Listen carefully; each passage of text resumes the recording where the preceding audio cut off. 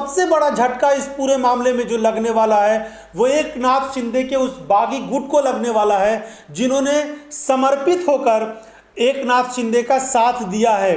16 विधायकों को डिस्क्वालीफाई करने का अप्रोच किया गया है और हो सकता है वो 16 विधायक जब डिस्क्वालीफाई हो जाएंगे, यानी वो विधायक नहीं रहेंगे, उनको चुनाव लड़ना पड़ेगा। तो बाकी जो विधायक हैं, जिस तरह से दावा किया जा रहा है मीडिया के माध्यम से कि 38 तो सिर्फ शिवसेना के विधायक हैं, 40 से 50 विधायकों के दावे पिछले 3 दिन से लगातार किए जा रहे हैं मीडिया, सोशल मीडिया और फिर नेताओं के माध्यम से।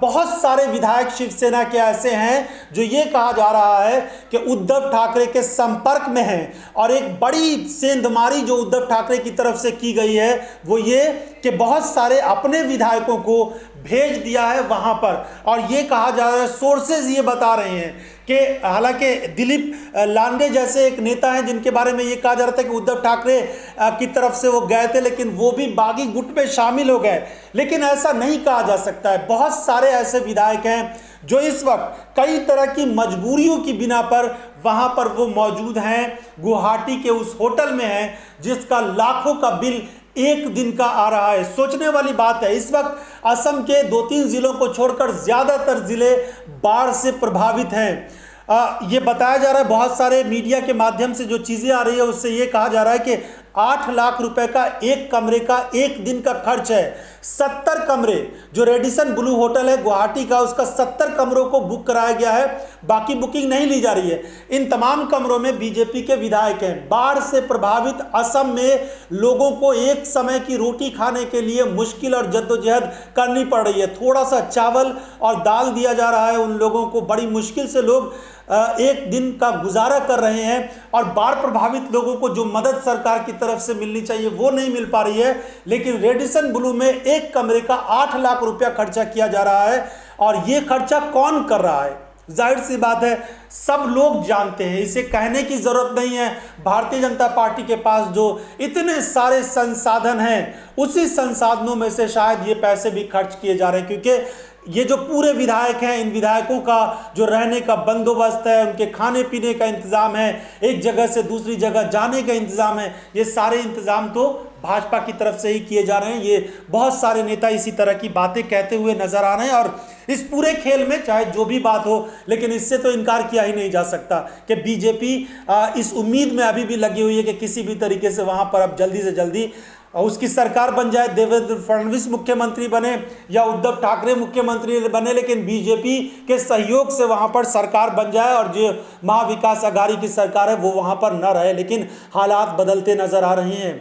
उद्धव ठाकरे ने अब जिस तरह के तेवर कड़े किए हैं, उन्होंने ये कह दिया है कि या तो आप मान जाइए या फिर आपके खिलाफ कड़ी से कड़ी कार्रवाई होगी। उद्धव ठाकरे ने कहा है, मुझे पता है कि कुछ लोग हमारे साथ हैं और वो किसी मजबूरी के बिना पर वहां पर फंसे हुए हैं, लेकिन अब शिवसेना की ये कोशिश है कि किसी भी तरीके से सारे नेता जब मुंबई आएंगे, विधान भवन में असल खेल होना है। जी हां, स्पीकर के रहते हुए, स्पीकर की मौजूदगी में विधान भवन में असल खेल होना है और शिवसेना की और जो महाविकास आघाड़ी सरकार है और खास करके जो शरद पवार हैं, इन सब की कोशिश अब विधान भवन को मैनेज करने की है और उसी मैनेजमेंट में सारा काम किया जा रहा है। ये याद रखिएगा कि एकनाथ शिंदे का जो मैनेजमेंट है वो भले ही गुवाहाटी से हो रहा हो या दिल्ली से हो रहा हो या मुंबई से हो रहा हो, लेकिन विधानसभा में और विधानमंडल जो महाराष्ट्र का है उसमें अगर मजबूती से लड़ने की बात होगी, मुकाबला करने की बात होगी, विधानमंडल को मैनेज करने की बात होगी और विधायकों को एकजुट करके समर्थन लेने की बात होगी, तो उसमें बहुत हद तक यहाँ पल्ला भारी इसलिए रह सकता है क्योंकि इस वक्त जो एनसीपी सुप्रीमो है शरद पवार, उन्होंने पूरी तरीके से मोर्चा खोल दिया और उनका कहना है कि अब ये सरकार नहीं गिरेगी। उन्होंने अपने तमाम जो सोर्सेज हैं उनको लगाया है, पूरी जो क्षमता है उसको लगाई है।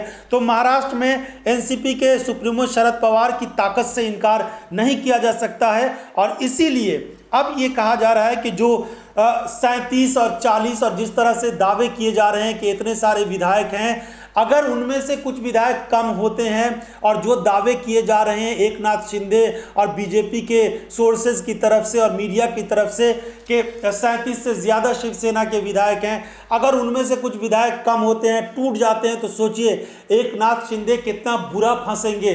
10-20 विधायकों को अगर वो ले करके और बाकी विधायक उनसे अलग हो जाते हैं, क्योंकि असल शिवसेना, चाहे जो भी दावे किए जाए कि असल शिवसेना अब टूट जाएगी और एक नाथ शिंदे गुट शिवसेना पर कब्जा कर लेगा, लेकिन इन सब चीज़ों को छोड़कर ये ज़रूर है कि शिवसेना का मतलब उद्धव ठाकरे ही है।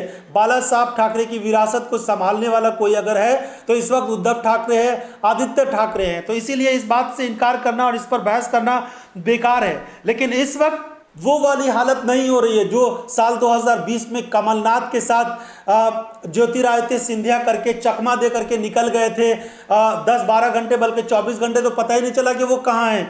लेकिन बहुत जल्दी सब कुछ हो गया था मध्य प्रदेश में। यहाँ सब कुछ जल्दी क्यों नहीं हो पा रहा है? क्यों इस तरह का पेच अटक रहा है? क्यों पिछले 3 दिन से यही दावे किए जा रहे हैं कि पूरी शिवसेना टूट गई है, 40 से ज़्यादा विधायकों का समर्थन है? अगर समर्थन है तो आप आइए मुंबई में आकर के बताइए, दिखाइए बहुमत सिद्ध करने के लिए, या फिर जो भी आगे के रास्ते हो सकते हैं उस रास्ते को अपनाइए। लेकिन ऐसा नहीं किया जा रहा। अभी भी जो बागी गुट है उसको कॉन्फिडेंस पूरी तरीके से नहीं आया है। भारतीय जनता पार्टी को भी इस बात का विश्वास नहीं हो पा रहा है कि बागी गुट में पता नहीं कितने ऐसे लोग हैं जो बाद में चलकर मुंबई में जाकर टूट जाएं। तो महाराष्ट्र की पल पल बदलती राजनीति के बीच जिस तरीके से उद्धव ठाकरे ने जिला के अपने नेताओं से बातचीत की है और उनको पूरी तरीके से बताया है कि वो सत्ता के लालची नहीं हैं और सत्ता के लिए वो काम नहीं कर रहे हैं। अगर सत्ता उनके हाथ से चली जाएगी तब भी वो ज़मीन पर काम करते रहेंगे, लोगों के लिए काम करते रहेंगे और जनता के बीच जाकर डटकर मुकाबला करेंगे। तो एक तरह से उद्धव ठाकरे पूरी तैयारी में लग गए हैं और वो किसी भी तरीके से अब समझौता करने के लिए तैयार नहीं है। उधर संजय राउत ने एक बड़ी बात ये कही है कि केंद्र के जो मंत्री हैं वो डरा धमका रहे हैं शरद पवार को। शरद पवार जैसे नेता को दबाव में लेने की कोशिश की जा रही है। धमकियां देने का काम चल रहा है माननीय पवार साहब को। अगर ये सरकार को बचाए गए तो देख लेंगे, ये केंद्रीय मंत्री बोल रहा है। प्रधानमंत्री मोदी जी सुन लीजिए, अमित शाह जी सुन लीजिए, आपका एक मंत्री महाराष्ट्र में शरद पवार साहब को धमकी दे रहा है। ये धमकियाँ ऐसी है कि आपको घर नहीं जाने देगी।